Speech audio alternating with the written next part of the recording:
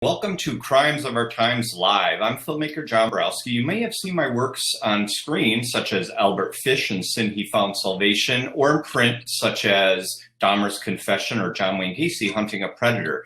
Today, I'm extremely excited to discuss the Cottingham Connection, and I'm sure the viewers will want to know what the Cottingham Connection is between you two and possibly me, but especially between you two, and how interesting is it that serial killers can bring people together in strange ways.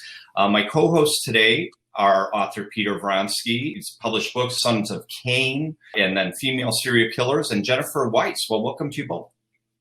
Hey guys, I'm happy to Hi, be John. here. Thank you. Jennifer, great seeing you. So Richard Cottingham, if viewers don't know, Richard Cottingham was a serial killer who operated in the New York area starting in 1967, and he was apprehended in 1980. And Peter may know more about these details, but he was known as the torso killer because he would leave torsos of some of his victims behind and taking their heads and appendages. And Peter was featured on my show Serial Killer Culture TV. Next morning, newspaper, 2 headless torsos, hookers burned, in the hotel room. The guy on the elevator is not what I'm thinking about. Until a year later, this guy goes on trial. The serial killer was Richard Cottingham. Sort of tears the rest of it, right? I got bumped by a monster. Where we discussed his Cottingham connection. You know, Peter literally ran into Richard Cottingham in the 1979 hotel, at the same hotel where Jen's mother was murdered On the same morning. Yeah, on the same morning, right? You know, what kind of strange coincidence, you know? I mean, so people would have to watch my show, Serial Killer Culture TV, to find out more about Peter's, entire connection, because we have a show with Peter called Bumped by a Monster, where Peter literally ran into Richard Cottingham. Do you want to give a little spiel about that, Peter? Well, that's how I ended up writing about serial killers after I had a very brief encounter with Richard Cottingham when he was fleeing the scene of, the torso murders.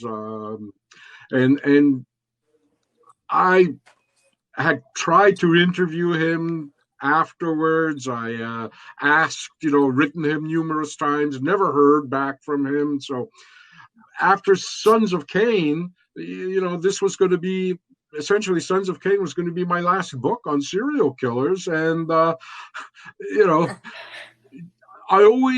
knew that the way they had identified one of the victims in the double murders, Dita Godarzi, was, they identified her by a cesarean birth scar she had. And so everyone knew, who looked at the history of that case as I did, that somewhere there was, a baby girl that she had left behind. And I, for years I had wondered what happened to that girl. Did she get lost in the mall of the New Jersey, foster home system? What did she know what happened to her mother and so forth? And so literally 2 years ago, as I was finishing Sons of Cain, just about to submit the manuscript, Jennifer Weiss calls me up, right? And, I read your book, and you know what? I'm the daughter of Dita Godarzi, right? And she tells me this story, how she's been meeting with Richard Cottingham. He's on, this mission to find her mother's severed head. It was, never found. That's the other thing, people, again, familiar with the case, always wondered what happened to those severed heads, because Richard Cottingham denied that he had committed these murders right up till about 2009. So it was a long time before he even talked to anybody about it. So Jen had a kind of an issue about trying to get a kind of a historical chronology out of, he's in his 70s. his memories deeply rooted in that era, the 70s and 60s. Some of the cops investigating him today still, cold case cops, they weren't even born when he was committing these crimes. So, you needed a historian. Everybody, I think, needed a historian, and that's what I am. Technically, I'm a historian of espionage, which is a kind of a serial homicide, a serial crime, anyhow. Espionage. You have similar pathologies, but that's essentially my expertise in this world of serial homicide in general. I look at it from a historian's perspective. So. You needed somebody. Historians look at stories, and somebody who could make sense of Richard's stories. And so Jennifer offered to introduce me to Richard Cottingham. Otherwise, he wouldn't have talked to me, if not for Jen. And I couldn't refuse because I always considered Cottingham in a weird way that kind of serendipity of my encountering him, and then my writing all these books because of that encounter. I mean, each one of my 3 books about the history of serial murder, and I've written about hundreds of cases, but those 3 books essentially always start with the same moment, my encounter with Cottingham as he was fleeing the scene of the crime. And it was very brief. It was for 30 seconds at most, a minute, not even that. So it changed everything for me. And so then getting suddenly a call like from Jennifer, who I wondered about her mother as well, being so close to her death. I mean, her mother was allegedly about a year older than I was, or roughly my age at the same time. And I had wondered, how our paths had so much gone off in different directions. Here she was working as a, sex worker. She was a runaway from home. There's Dita. And her head might have been carried by me that morning.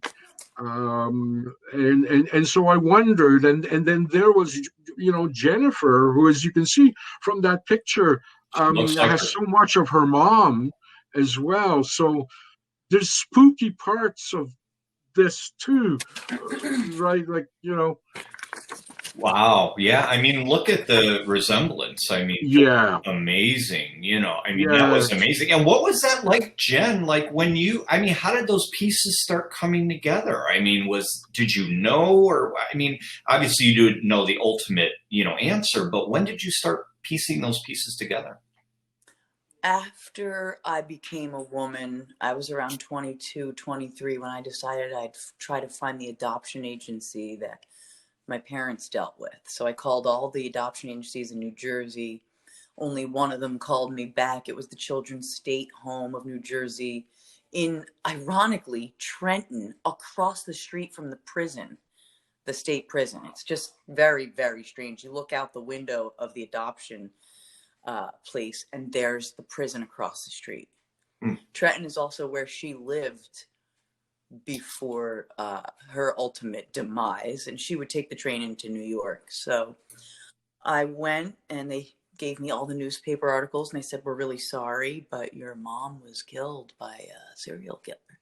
So I had a lot of anger for Richard built up for over 10 years. I was 23, and then I didn't start this journey until I was 39. So I had a lot of built up anger and rage and sadness.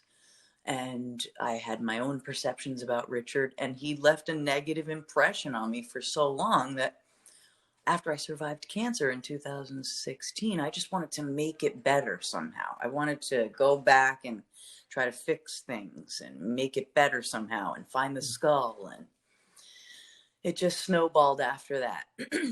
Wow. I mean, yeah. I mean, that had to have been like shocking in that sense, for you to start putting those pieces together. I mean, and then, you were going through that whole initial period of kind of despising him, but you didn't even think about reaching out to him at that point. You just kind of let it. No, I was actually scared of Trenton. I avoid Trenton at all. Who wants to go to Trenton anyway? But when you're in New Jersey, and I live so close to Trenton, I live in Princeton, so this work isn't hard for me to do. He's so close to where I live, and it just seemed so right, because I was talking to my community about a killer that was trying to kill me on the inside and how I killed it first. So the words were coming up, and I was being a strong, empowered person. And, I just had a discussion with my husband one night after I set him up with his crime show, and he said, "You should do this with Richie." And I was like, really? Because if you give me the go ahead, I will go ahead. So I started manifesting all of this and wrote him a letter, and the first letter was super comical and weird and crazy, and I jumped right in and I said, "We're going to be friends. People at the prison are going to be jealous because you have the hottest girlfriend coming to visit you, and we're going to solve cold cases, and it's going to be great." And he was like, "Whoa, whoa, whoa, we're not solving cold cases. We're not even talking about, we have so much to say." But in the beginning, he was very tight-lipped about everything because he's a guilty, shameful psychopath. Right. And getting any information out of him was difficult. It took a long time. It took a real friendship. And I look at it as a social worker standpoint, where I was trying to help this individual fix what he broke.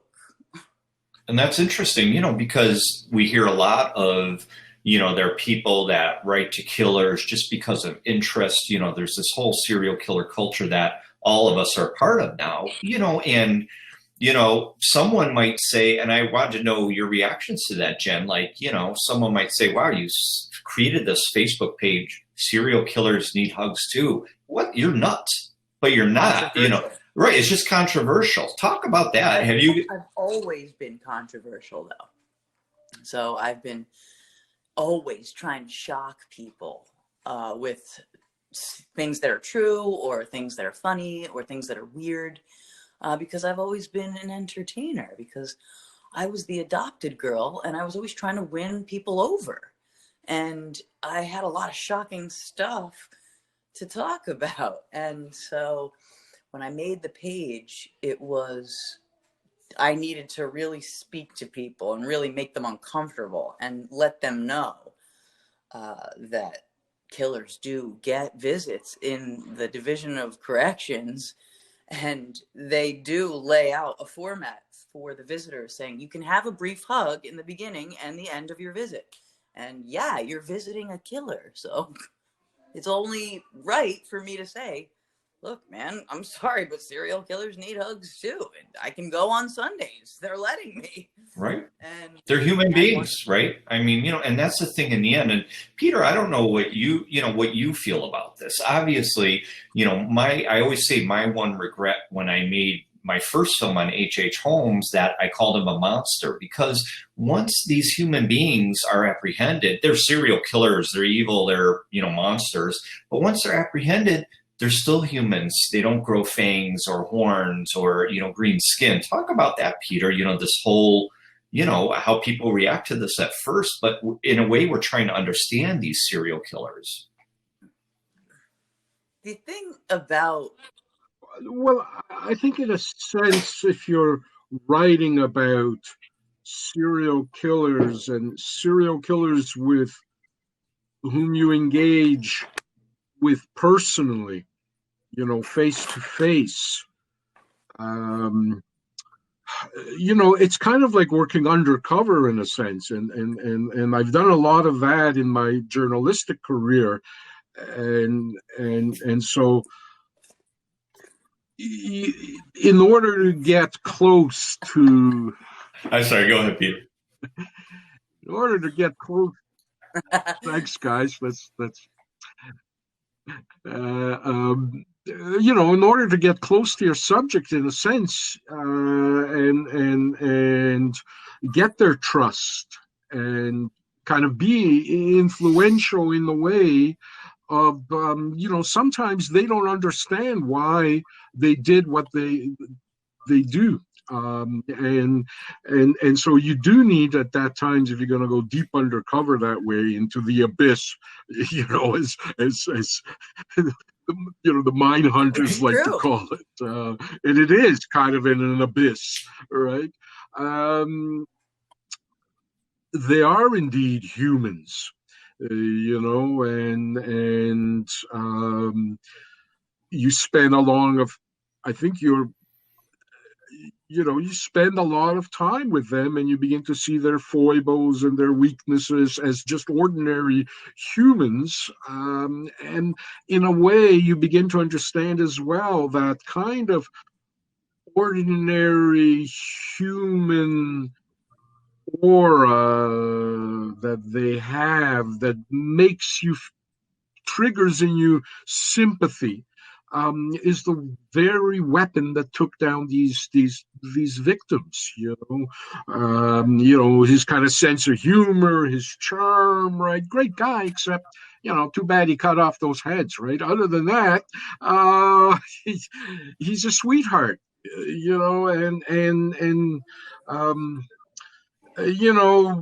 Jennifer and I think both of us sometimes go back and forth in that dimension of seeing him as a human. Sometimes when we look at what he does and what he did, that becomes very difficult. And we look at those crime scene photos, the witness statements of what he did. There were a lot of victims that survived, so we know in detail what he did, at least in the cases of the ones that lived. And then you go back and you see him the next weekend, and there's this old guy being kind of like wheeled out in a wheelchair, and basically he still has that, whatever it was, that likable charisma that drew people, right? That Santa Claus persona, like a grumpy Santa Claus. He's likable. And so he's never grumpy. I don't know why you said grumpy. Well, he's not going to be grumpy around you, Jen, of course. He's not going to be grumpy around you. Is he grumpy around you, Peter? I'll yell at him in text. But you're right, though, Peter. We hear a lot about this from people that write to and or visit serial killers that, for instance, whether, anyone talks to or writes BTK now, or when they, wrote or spoke with Gacy, that's what they always say. They're like your uncle, like a cuddable uncle or a grandfather, that's just so nice, And I mean, talk about that, yeah. Jen. But so when you ultimately made the decision, Jen, to say, hey, I'm going to go and visit this guy, that's a big step because, what was that like going into this prison for the first time? And that's scary. I've never even been inside. People before me that dealt with him, which is only one person, that Nadia Fazani, she did the interview with Cottingham that she worked on really hard. She had been writing him for years. She was a victim herself. He allowed it to happen under the preface that it wouldn't be showed in the U.S., but he didn't understand the ways of the world today. He didn't know it would just be viral. So I saw his demeanor, and like you said before, he has this persona about him that is likable, and I saw that in the footage, and it made me comfortable, because I worked in the adult entertainment industry, and he was just looking like a local at a bar. Someone you could talk to, someone that wasn't offensive looking, and he didn't look scary. And so that was an indication. That's all I needed to see to know, hey, I could do this. I could go question him. Who's this girl? She's not even American. I wanted to get this done because he had boasted he killed up to 100 women. And I wasn't sleeping well with that. I wanted to make a real list. And I always wanted to make a real list. He never wanted to make a real list, but the funny thing is, in the very beginning of our relationship, I said, I want to do this for humanity. And he says, I don't owe humanity anything. And I said, but would you do it for me? And he said, well, yeah, Jennifer, I would do it for you. So when it became personal, like I'm a relative of a victim, that's when he can get down to work, whether he's manipulating me or not. He gives us details about his past, about his family members that he would visit growing up. And those were indicators of where he left bodies, because he would go to familiar spots. And, he could start the party in New York and then start driving to New Jersey. And all of a sudden he's going towards where his uncle lives because he knows there's a field over there. So whether he's being manipulative or not, I mentioned in my NewJersey.com interview, I still get bits and pieces of the truth. And then we take those bits and pieces and we add them to the New Jersey Girl Murders map, a geoforensic map, where we see where he lived in what years, and we see these cold cases in what years, and we try to pin this all together. Wow, that's amazing. You're doing all this detective work. I mean, when you started thinking, hey, I want to have that intention to try and make a list to find out how many people were actually murdered, what was that like? I mean, that's pretty strong. I mean, that's admirable. And again, you were taking this bad thing and turning it into something that might benefit society, which is amazing. Well, there's no way I could be his friend for the rest of the days he's here on the planet without him giving me something of value or something with worth. And the lives of the girls are worth a lot. And so I don't know if we lost Peter. I see a spinning wheel. I think we did, but I'm gonna right around his eye. It's so cool. I'm gonna ask if he could re-log in just to see. But you know what I mean? Like I couldn't fathom continuing to go and see him without solving cases and getting all the bits and pieces of information we could out of him. Let him talk. Let him keep going, He wasted Bergen County Prosecutor's Office time for years and years and years. And I know Rob Anzalotti is pissed off with him because it's so hard to get information out of this guy. And, it might seem like a waste of time to other people, but I want him to keep talking and do his old man thing. And we're going to try to get as much information as we can out of him. And I love that, because I'm sure Peter will agree that, again, this is the importance of studying these serial killers or having relationships with them. Sure, I always tell people, when you look at serial killer culture or people interested in serial killers or collecting or whatever it is, there seems to be this hierarchy. Not everybody is at this, ooh, I want to have something from Richard Cunningham. There are other intentions. Right. But what I'm saying is what you're doing is admirable. And what do you think about that, Peter? I mean, for Jen to go in there and say, hey, I'm going to go in there and make nice with this guy, but I want to start finding out information from him. Well, anything that can get some sort of, there's never closure for victims' families. So some sort of at least resolution. What a lot of cold case cops say, it's not really about justice, it's about the truth. The families in the end deserve the truth. If they can't get justice, and sometimes justice after, 5 years, 10 years, 15, 20 years, 50 years. Richard Cottingham had, recently confessed to murders that occurred 50 years ago in 1968 and 1969. And so to give at least some truth to a community, to victims' families, and so forth is very important. And anything it takes, whether it's humor or guile or acting, but if it brings something family members, Jen and I are on board for that, and I support Jen for that. It's a very treacherous world. I'm not a serial killer expert.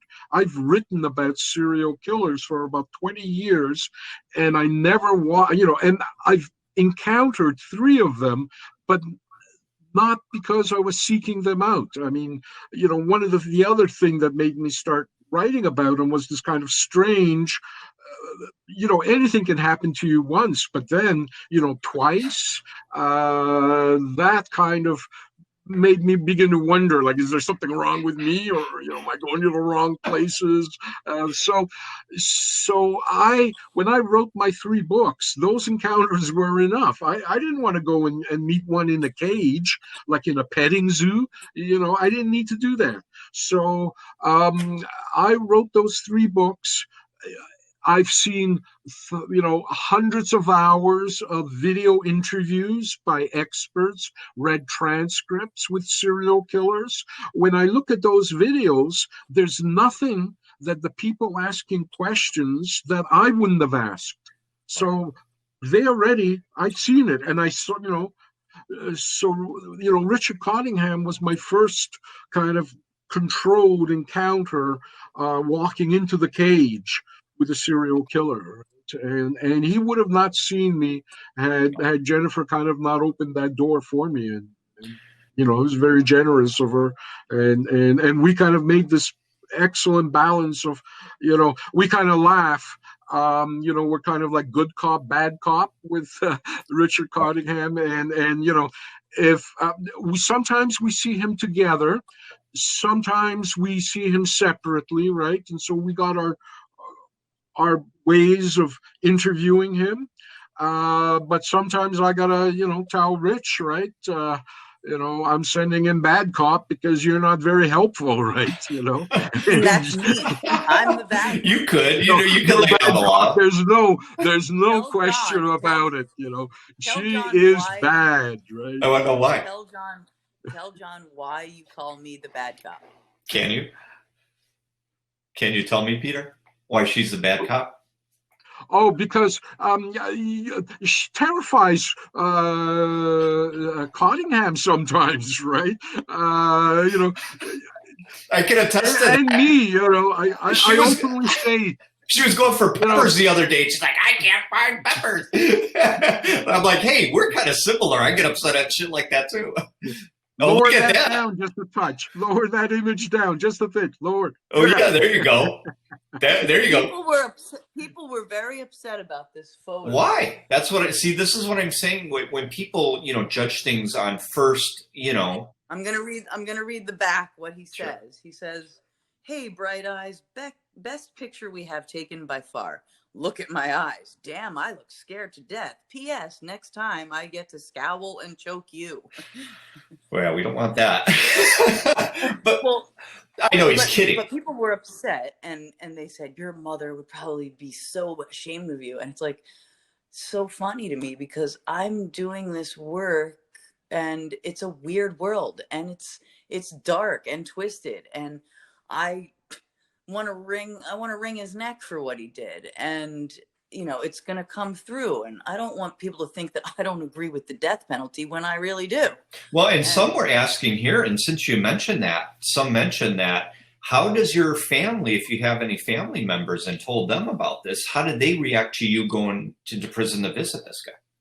I didn't let them give me a reaction. I made a Facebook page that was public, and I didn't invite them because I didn't want them to be harassed or like, I can't believe your sister's doing this. Like, it was hard for me to do this, and I know that none of them wanted me to go to the prison, and none of them wanted me to face him, and then they were scared for me, and it's dirty and yucky and bad, and all the words are yucky and bad, and they just didn't want any of that for me. They didn't even want this to be really part of my past. They didn't want me to know. My parents lied to me. It's like, I thought they were lying just to be jerks. They were lying because it was terrible news that they were going to give me. Like, Sweetheart, your mother was a prostitute who got beheaded, and your father might possibly be a serial killer. It's like really, really bad. So It's just, yeah. I mean, yeah, imagine they finding were that bad. information out. But I mean, did any of your family members like not want to have anything to do with you anymore, or react badly, or? No, it wasn't until, you know, some kind of Facebook post I had written about something else. It struck a nerve with one of my brothers, and then due to that, he brought up, and I can't believe you do all this killer stuff. But meanwhile, he was my biggest supporter for like the whole time. Right. And then it blew over. But it's hard to swallow. People don't want me around that individual. Right. And yes, he's a psychopath. And yes, he's manipulative. But like I mentioned earlier, we get bits and pieces of his truths and his past. And like I mentioned, when we lost you, Peter, I find out where his uncles lived growing up. And he might start the night with one of these ladies in New York and end up driving towards a field that his uncle lived by. And he knows that area well. And he'll say, oh, this is a great place to dump a body. Nobody's going to know. And it's like, then we go to the geoforensic map on NewJerseyGirlMurders.com and we plug it in where he lived at the time and where these cold cases are. And, you know, if he's being manipulative, yeah, he's a psychopath. We know that. But we're getting bits and pieces of real, true life facts about his past. Have you seen that, Peter, in the past where obviously, you know, when Gacy was in prison, you know, if you're, 19-year-old male, oh, he's going to want you there. He's going to love to have you. Do you see that same thing with some of these criminals, like, you know, when they're, you know, heterosexual and, you know, a female comes in? It opens those doors, doesn't it? Oh, of course. Nadia Fitzani has a haunting similarity in look and complexion to Dida Godarzi. So Nadia, I think, is of Tunisian origin, if I'm not mistaken. Dida was Persian, Iranian. There's this mythology that Richard Cottingham liked blondes, but in fact, he preferred darker-haired, almost Latin. Whoa! Back it up. He Mediterranean-looking he liked women. to kill the dark-haired girls. He liked to date the blondes and be nice to them. I'm saying as victims. As victims, that he liked them. Dark hair. Right. But he dated and he had a wife. So, that's, like I say, one of these mythologies. I mean, there was several of his victims were blondes or had dyed hair, right? But when you look over the whole range of victims, they had a Mediterranean darker look to them,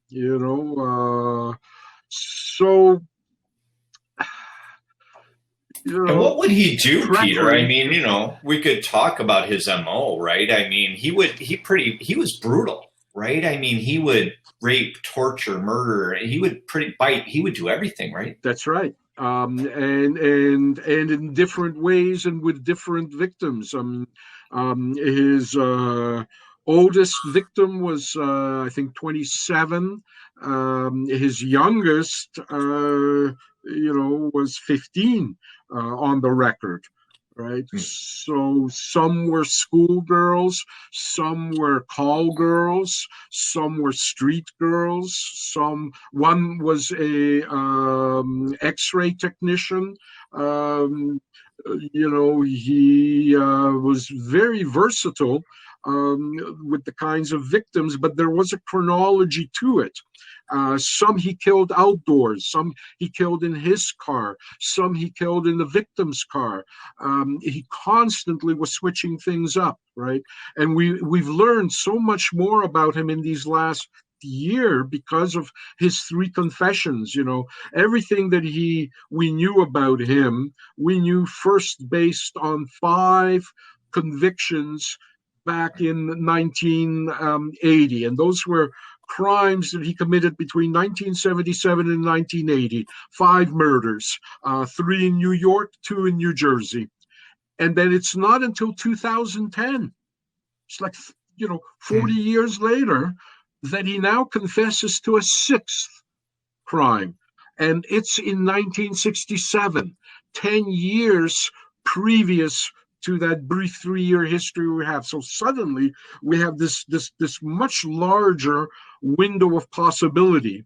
And he's just put in this year another 3, just a year after 1967, when his first one was. So he, at least, we've confirmed, had a killing career of 13 years. And so when he told Nadia Fizzani that there's at least 100 in different places across the United States, it's entirely mathematically plausible, because if you take it over only the confirmed 13 years, that's about 1 every 6 weeks.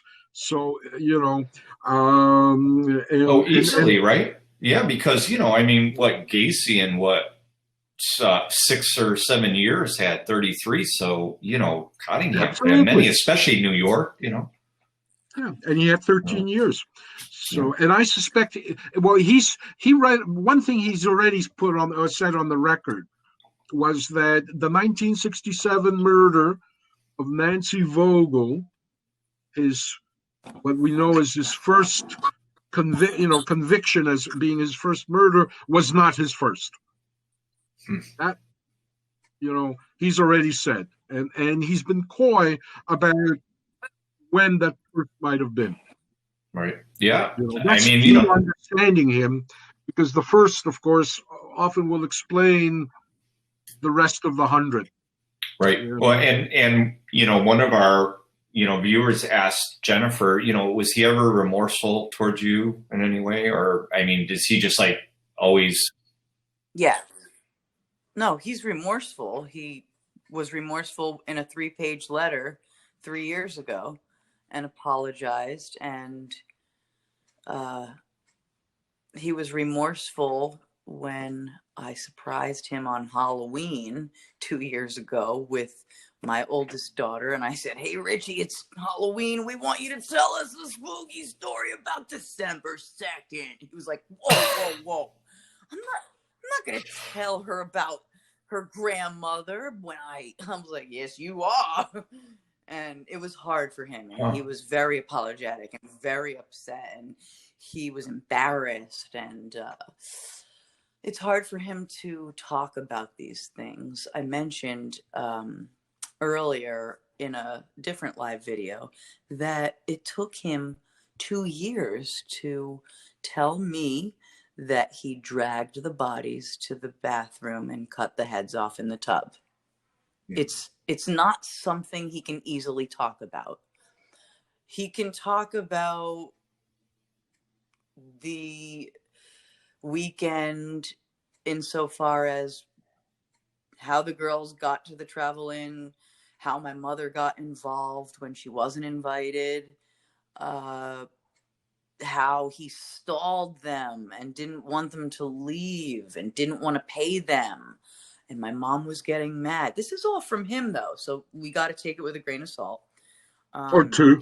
And or 2, right? Because telling right, these guys, we know how it is. All 3 of us know. They lie majority of the time. So that's the hard part, right? Deciphering truth from right. And the lying is not a problem. The confabulation is the problem. When they think they're not lying and they're telling you something that they believe is true, and they would pass a lie detector test on that. That's the most difficult aspect of interviewing a guy like Cottingham. And I said, do you want me to print out elementary school style sentences? Had the 2 and all, had drinks with the girls, cut the heads off, buried the heads. Do you want me to put those in sentences for you, and you put it in the sequence of events like a baby? You want me to write those words out since it's so hard for you to say those words? She is a bad cop. I'm telling you, Because they found the bodies on the bed. Yeah, and there was not a lot of blood. I mentioned, the amount of blood was modest, they said in the medical examiners. The fire men were the first to show up, and they took one of the bodies out into the hallway for resuscitation and realized, oh my gosh, the head is absent. Put her back. It was very scary. They never saw anything like that. It scarred. Yeah, the them. guys were in therapy for years after that. Oh, wow. That's all. I mean, but Peter, you were mentioning interviewing him and the, not the lies, but these, the truths that he believes. Yeah. How difficult that is, deciphering. Yeah, because again, that's where you kind of have to investigate and really be familiar with the case, because often, often what he thinks is the truth and believes is the truth, sometimes just factually is incorrect, right? Not just in terms of perceptual things, but just factually, right? And what are these, Jen? What are you showing us? This is the medical examiner's diagram of markings that were left on one of the bodies, which this happens to be my mother's. And they're not scratches, they are slices. So when we see him and we see others talking about superficial wounds, I'm going to cut you here and I'm not going to really leave a mark, but it's going to leave a red mark. And it's going to be worse 2 hours later because then it's really going to be pronounced red, That's different from slices. And were those after he murdered her, the slices, or during? Do you guys know? And then a coroner's report or anything? It was during. It was during. The coroner's report is conflicted on it. And basically how they kind of resolved it, they said some are post-mortem, suggesting that others might not be. I kind of a little bit disagree with Jen about them being slices. They are, I would argue, very deep scratches. And remember how I cut my hand with that knife at your house, right, when we got the knives? One thing that Cottingham is very good at and is kind of sometimes making you doubt forensic evidence. And sometimes he's right. Sometimes, most of the times it's bullshit, but it's when the few times that he's right about something that begins to make you really look at the other stuff again, right? And so, indeed, a day later, like maybe 12 hours later, those scratches that I put in my arm began to look like a lot of those scratches, right? But there were hundreds of them. And I understand that. There were hundreds of them. Now, in his mind, he told us, prior to us being able to acquire the actual ME photographs, we have the photographic equivalent to that as well. I wanted to show a shot, but it's on my phone. And don't show that stuff. But those they are deep scratches, and there's over 150 of them, just crisscrossing her torso, her legs, or her front. I mean, he rolled her over and he cut her some more with that little knife. Why? Did he say why, or was there ever a psych report on him? We kind of have a narrative, and that's the same model. I'm going to hold on to that. I'm going to hold on to the why until I can confirm it really with him, and it'll be in my book. Great. Peter thinks he's funny by getting me morbid gifts. This is the same model knife. Now you got your own. You got your own now. Yeah. I use all the time. Open letters. I became. I have mine up became here on the such a shelf battered somewhere. chick. I'm the baddest. Oh, wow. Well, Yeah. I mean, and, Peter, you've studied female serial killers. Do you think Jen's trying to learn something from Cunningham now, or what? Well, I'm just kidding. she'll, she's got the master. I mean, Cottingham was Ted Bundy before there was Trying to Ted find Bundy, a skull. Right? I mean, there's never been a book, has there, on Cunningham? No, well, there has been, but Nothing really detailed. of nothing more than what Ron Lee had originally written. There, there's been some very good, psychopathological studies of Cottingham, but really the guy who chronicled the case remains so far Ron Leith, who was a local journalist here and did this in the 1980s. So I'm kind of coming 50 years later as a new chronicler. One thing that Cottingham was very helpful with is he surrendered all his legal correspondence and the transcripts of the trials and everything. So I have that kind of as an archive to work from, and eventually Jen and I will make that available once we finish with the book project.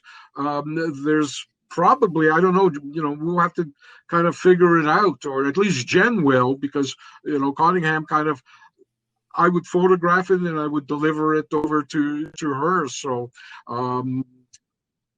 well, I'm going to mention so that the people know, I got in touch with another family member, a victim's sister. Her name is Karen Falaska. And I encouraged her to write Richard because she had so much pent up aggression towards him and still just unsettled feelings within her about everything that had to do with her sister's murder. So I had the two of them connect on the JPay app, and we made progress with that.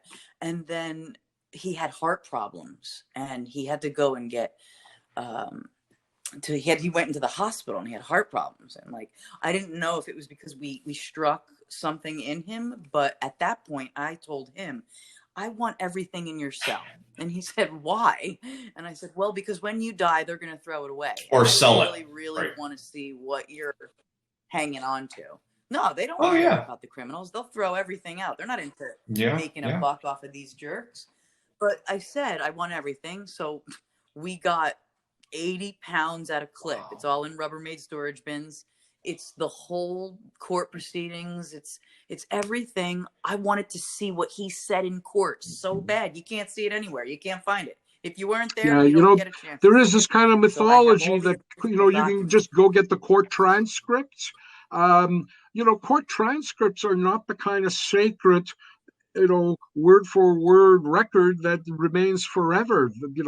Court transcripts are, apart from being very expensive to get copies of, court transcripts sometimes are just lost, forgotten about. So, Cottingham had all that in his cell, right? It's about the size, if you pile all the paperwork together, it's about the size of a Volkswagen Beetle, a bug, right? And so it was 4 months just hauling this stuff weekly as you would leave it in big plastic bags at reception. I don't know where he had room for it, Right. Under his bed. I just want to tell you one thing that's really interesting. He was disputing the identity of the deceased woman that the state was saying he killed, because he didn't know her real name. He didn't know her birth name. He didn't know anybody's real name, because all these working girls had many names. So he had disputed Dita Gudarzi's identity and who even she was. So every bit of evidence that had anything to do with her came back to him and his lawyer. He had my medical records from my birth under his bed. Wow. For 40 years, because they wanted to say, this is her, this is what we're finding, this is the discovery. So all the legal documents and every document that had to do with me was her own history. His bed. That's insane. So if he hadn't, that's how weird and kind of against the serendipity of the world, right? Like if he hadn't challenged her mother's identity, that stuff wouldn't have ended up under his bunk for the daughter to, 30 years later, 40 years later, so grateful. come looking to find out about herself, her own history. Because there were all these things challenging the adoption and the baby born, whether the baby was white or African American, and all that stuff about Jennifer as an infant that she didn't know, she didn't have. It was there all that time. She gave me that is so interesting. Name. So now, what can you talk about what you're doing with this project now, Peter? Can you talk about anything? Anything? Right now, it's a book. It's a book for Penguin Random House, and it was supposed to come out this September, but about a year ago, I said to them, "Look, guys, I don't know if I'm coming to the end of this story, or if I'm in the middle here, or is this only horribly maybe the beginning?" And so I gave them another book that's coming out. It's going to be coming out in December, American Serial Killers, the Epidemic Years. Going to look from roughly 1950 to 2000, kind of the John Wayne Gacy era, that everybody has this nostalgia for, when serial killers were, real serial killers, not this mealy new generation. It's right? those kids, those serial killers today, right? When there's a mass, that's going to come out in December, and it's a book right now, and of course, when there's a mass shooting, you get ranked as somebody like Richie. You get that rank that you're a serial killer. If you kill a bunch of people in a mass shooting, right, you're then in the category with Richard. Yeah, it's different now. It's this mass murder kind of thing. But you're right. He was part of that, pantheon of serial killers. And if Penguin allows you, I was saying, Richard Cottingham was born just a day apart from Ted Bundy. And so when you look at just when Ted Bundy killed his first victim, and you look at Richard Cottingham, that's what I said. Richard Cottingham was Ted Bundy before there was Ted Bundy, including all those ruses Bundy was using in a shopping mall, right? I was surprised to discover. I didn't know this. It's kind of recently I'm coming to this conclusion, and especially if he killed us early, as I first think he did. I suspect his first victim was when he was in high school still. He was a high school student, so long before, he even got to New York to work there. So, I don't, right now it's definitely a book. We've been, we've gone through several options with a television company, and we'll see how that works out. They've been on board with us since the beginning. As soon as that book got announced about a year and a half ago, 2 years ago now, we're getting all these calls. We want to do a series with you guys. Remember there was talk even, between you and us, right? Yeah, we talked. So there was like a buzz around it, and eventually we came to. At least we optioned it, and it's in development. So we'll see where that goes. And the biggest question for Jennifer, of course, is, it began for her as a quest for her mother's, head, and that's a story that's ongoing, and we can't talk about that right now. That's what's happening, and of course, in the middle of all this, discovered that Cottingham had also made these 3 other confessions, and they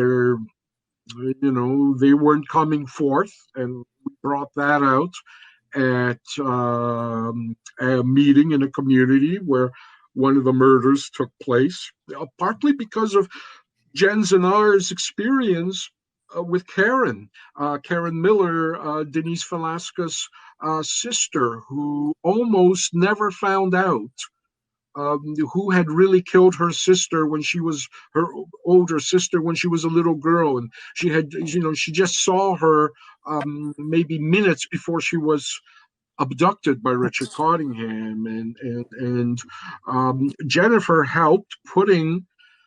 The police had closed that case, and as a victim's family member, she was told, but it was not made public, and so after nearly 50 years of her having all sorts of theories as who might have done it in that little town, and the town had theories, right? She was now told it was Richard Cottingham, and she still couldn't quite accept it. And so what Jennifer did is she gave her a path to Richard Cottingham for her to ask him herself. And so this interaction happened between the victim's sister Karen and Cottingham, which I had witnessed kind of as before and after, and it closed for her, at least. I don't know, again, if it's closure, but it gave her at least a sense of truth and peace. I mean, she seemed much lighter when I spoke to her afterwards. And then she very quickly died. And her death so quickly afterwards kind of really shook both Jennifer and myself up, because we suddenly realized that you have these 3 other homicides still that other people don't know have been closed, and this is 50 years ago. People are getting in age. I'm 65, and by the time you get 65, a few of your friends have died of kind of almost natural causes. People die at this age, so. I kind of, just because of Karen, a local minister there offered to host a community meeting at a church, and so I did that. I told the police, Bergen County investigators, that I was going to do this, because they were the ones who were kind of keeping this confidential for good Richard, reasons, though. That was, but Richard they kind of were resolved to it. In the end, they said okay, and they kind of thought about whether to come to the meeting or not. They decided not to, but they said that if anybody calls, we'll confirm, and which is exactly what they did. And so at first it was just in the town. That was the point. It's just the people who were with the murdered girl that evening. She had been on her way from marching band practice, right? So, summer evening, all the kids were playing, and so there were a lot of suspects. Was it one of her ex-boyfriends, or another boy who was sweet on her? All those people were still looked at, and they're all in their 60s now, right? This was 1968, right? So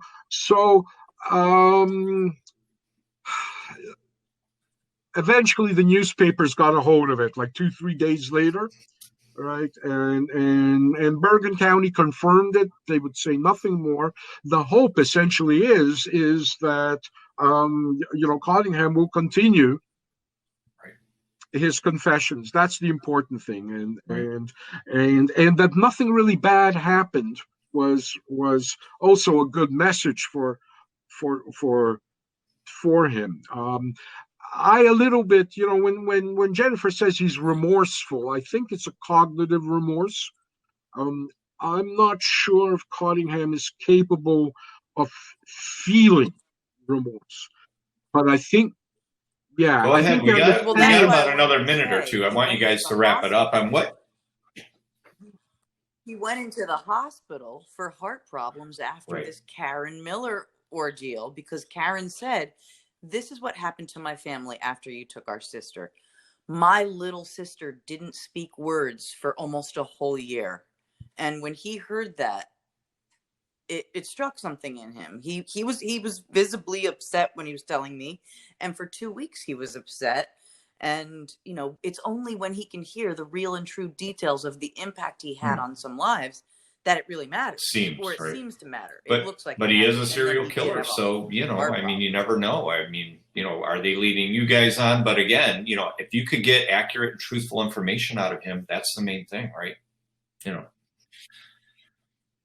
Well, we're doing it. Yes. Yes. Let's wrap it up. We've got like 30 seconds. Jen, what's the site? It's NewJerseyGirlMurders.com, made by Peter Vronsky. It's got a geoforensic map where we outline where he lived and cold cases that may or may not involve him in the surrounding area. And what I wanted to add was, you know, there's so many more than just Bergen County. Yeah. He was out at night all the time doing this. So we need to really focus on the New Jersey as a whole.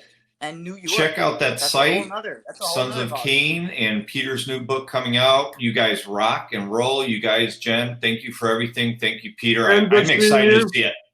Yeah, take care.